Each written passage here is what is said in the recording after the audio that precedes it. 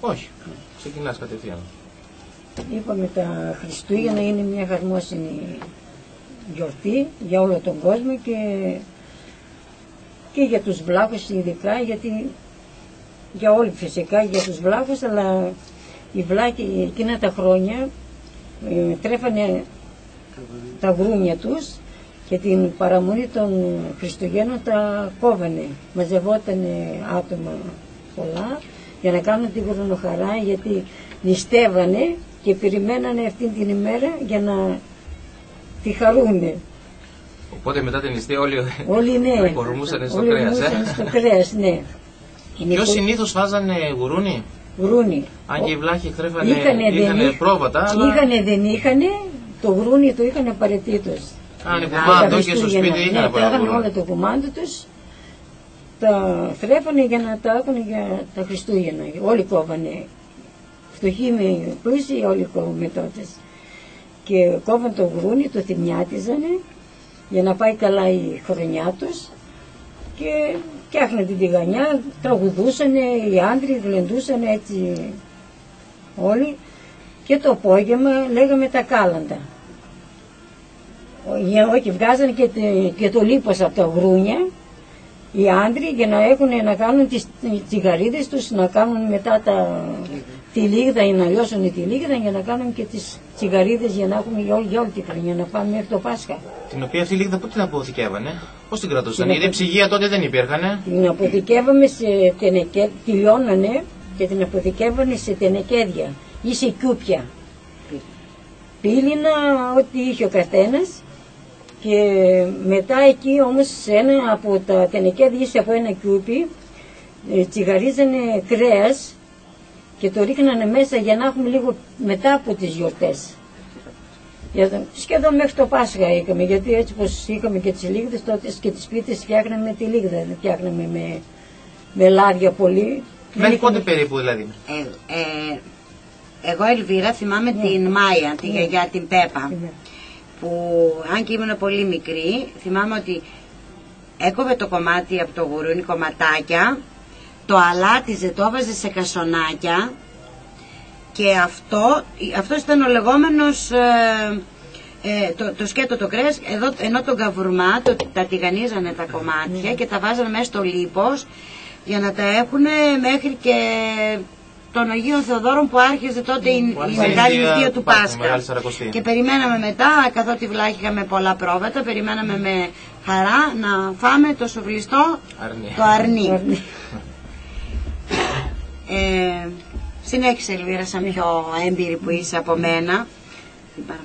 Μετά την παραμονή λέγανε τα κάλαντα.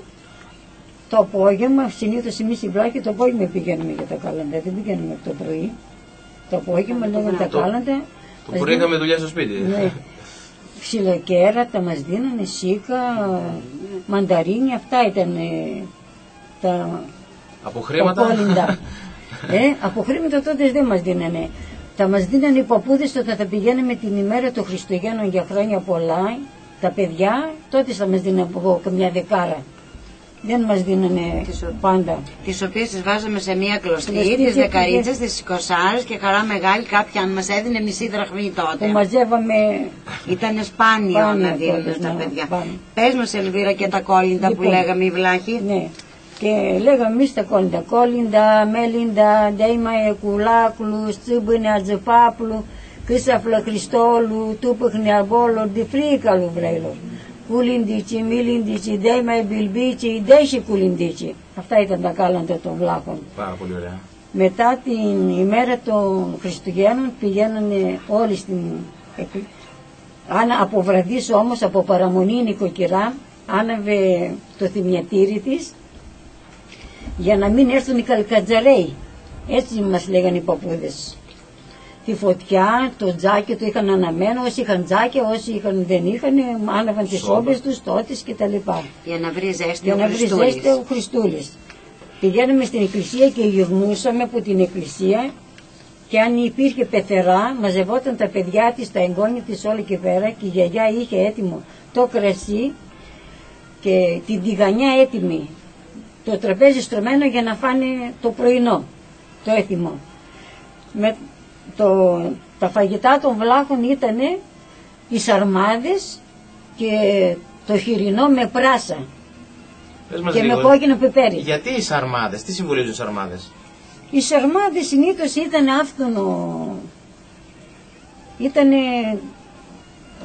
φθουρούσε και κρατούσαν την νηστεία και ήθελαν για να φάνε λίγο πιο πολύ, γιατί δεν τρώγανε και τότε σκρέτα. Σε λέει με τους σαρμάδες θα φάμε λίγο πιο πολύ. Εγώ όμως θα σου πω μια άλλη εκδοχή, Ελβίρα. Οι σαρμάδες συμβολίζουν, επειδή τους σαρμάδες τους τυλίγουμε μέσα στο λάχανο τον κιμά, συμβολίζουν τα σπάργανα με τα οποία η Παναγία φάσκωσε το Χριστό μέσα στο στάβλο. Έτσι λέει και μια άλλη παράδοση. Είναι ο μικρός Χριστός φασκιωμένος στους σαρμάδες. Γι' αυτό εμείς οι βλάχοι κρατούσαμε τις νηστείες και κρατούσαμε και πάρα πολύ. Δεν μας άφηναν να ακουμπήσουμε κρέας καθ' όλη τη διάρκεια της Σαρακοστής. Γι' αυτό τρώγουμε τους σαρμάδες, το εφτάζιμο, όλοι στρωμένοι γύρω από το σοφρά. Από κάτω η μαμά έβαζε τη μεσάλα, κόκκινα και μπλε συνήθως τα χρώματά της, καθισμένοι στα μάλινα τα μαξιλαράκια, από ό,τι θυμάμαι, εμείς τα παιδιά στα σκαμνάκια και τρώγαμε. Εμείς την άκρη ήμασταν. Εμείς από πίσω τα μικρούτσικα, ναι. Και από ό,τι θυμάμαι. Τρώγαμε, ήταν οι παππούδες. Από ό,τι θυμάμαι να ήταν ο παππούς, η γιαγιά, ο μεγάλος, ο κουνιάδος. Και οι μεγάλοι, Ναι, οι μεγάλοι, εμείς από πίσω. Και ο μεγαλύτερος στην οικογένεια, συνήθως η γιαγιά μας, σαν φρούτο, μας έδινε σίκα και μανταρίνια, αλλά ονομάτιζε τις ψυχές των πεθαμένων της οικογένειας. Δηλαδή έδινε στο εγγόνι ένα σίκο και έλεγε για να βρεθεί για την ψυχή του παππού, του γιού μου, του αδελφού μου, της κόρης μου που έχασα.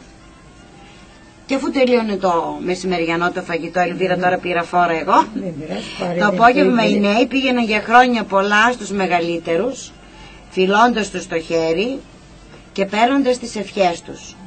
Λαμούλ τσιλιάι, χιάνου νόλου, σγίνη κουσουνατάτη. Φτάσαμε λοιπόν μέχρι και την ημέρα του Χριστουγέννων και λίγο αργότερα. Την πρωτοχρονιά, ποια είναι τα έθιμα τα οποία είχαμε, παραμονή δηλαδή? Την πρωτοχρονιά αρχίζαμε πάλι τις ετοιμασίες για την πρωτοχρονιά, τα φαγητά μας, τα φτιάχναμε και το πρωί της πρωτοχρονιάς, το πρωί της πρωτοχρονιάς, ή ο νοικοκύρης ή η νοικοκυρά, από τη λίγδα που είχε λιώσει, που είχαμε λιώσει τα Χριστούγεννα, παίρναν λίγη λίγδα, παίρναν και το γκιούμι τους και πηγαίνανε να πάρουν νερό από τη βρύση και ποιος θα πίνει πιο γλίγορα για να πάρει την ευχή από πρώτος. Ερχότανε λιγουτσάριδες, μαζευότανε. Και καθώς πήγαινε για νερό, νομίζω ότι δεν έπρεπε να μιλήσουν. Εμείς δεν μιλούσανε και γυρνούσαμε το μήλιτο το νερό στο σπίτι. Και τυχερός ήταν ο πρώτος ή η πρώτη που θα γέμιζε. Το γκιούμι. Όλοι βιαζόμασταν για να πάνε πολύ πρώτη το νερό. Ναι, ναι. Και από τις βλάχες